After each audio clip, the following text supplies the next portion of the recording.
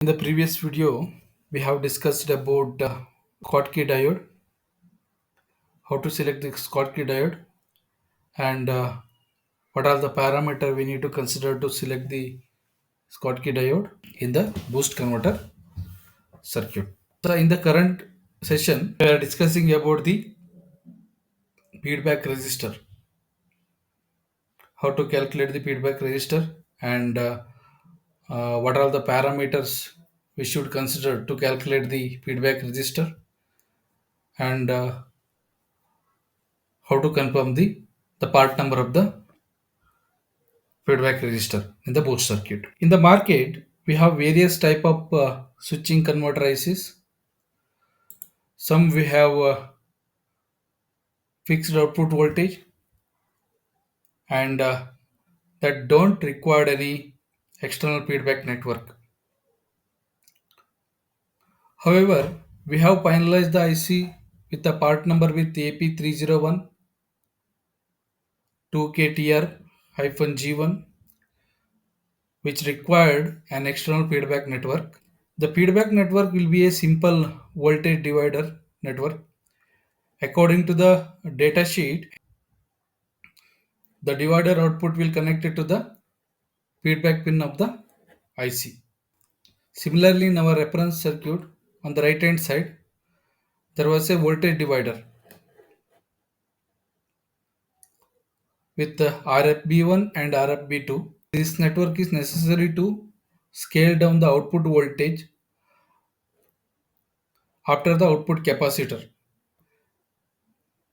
and feedback into the controller. In this way, the controller has negative feedback to adjust the duty cycle and accommodated any load variation. Sometimes the additional compensation is required in that we might need a parallel capacitor for the feedback divider. The controller itself might have additional compensation pin.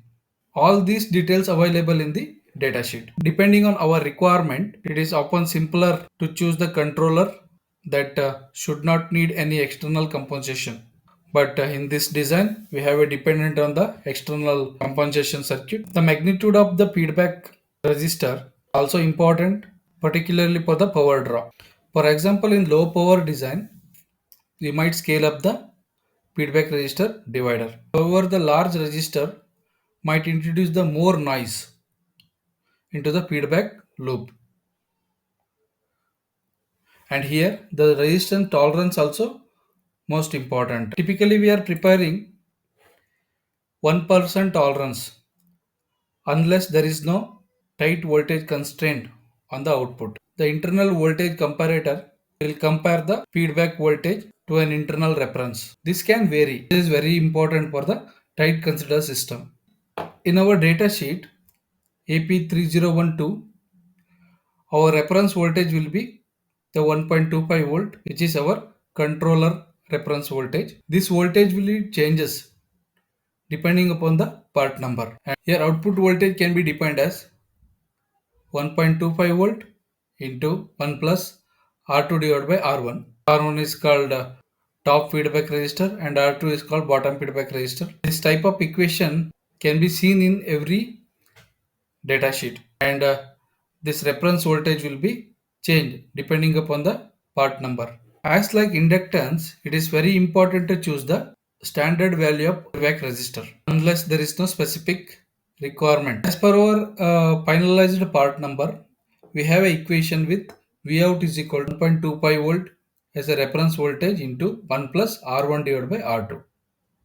Here R1 is called the top feedback resistor RF1 and here R2 is called bottom feedback resistor RF2. And we are considering the output voltage as 12 volt.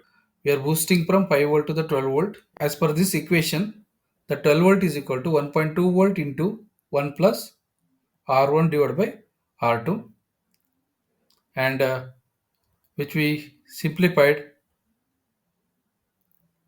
we will get the R1 is equal to 8.6 times of R2. That means R1 value is 8.6 times more than the R2 value. So that while selecting the feedback register, we need to keep this in mind. In the current datasheet suggested, the R1 value is 92.82 kilo ohm and R2 has 5.1 kilo ohm. So it is neither in the form of mega ohm nor in the form of ohm. So we will go near to that only. As per our calculation, we are going to consider R1 value as 98.8 kilo ohm, so that the value of R2 will be the 11.5 kilo ohm. Let us finalize the part number for the R1 and R2. Let us go to the Moser electronics and passive component. In the passive component, it is a resistor. In the resistor, we will choose the power rating as greater than 100 milliwatt, and the tolerance will be less than 1%. Let us filter and we'll go for the part number in stock, and we will select the 0603 package, and let us filter it, and we'll go for the SMD package, and we have calculated the resistor R1 value as 98.8 kilo ohm. We'll segregate as per the price. So according to this filter, I am going with the part number of RN73H1 JTD D9882B25 as a R1. I am going to choose 11.5 kilo ohm as a R2, so that we can go with the RK73H. Part number is resistor R2. Let us consider R1 as RN73H and R2 as RK73H. I hope we are able to understand how to calculate the feedback resistor by considering the equation in the datasheet, and what are the parameter we should consider before selecting the feedback resistor. What is the impact of the feedback resistor? Why we have to use the feedback resistor? That's all the information we have discussed in this session. And in the next section, we will go for the calculation of input capacitor and the output capacitor. I request you to kindly subscribe and like the video. Thank you. Thank you for the watching.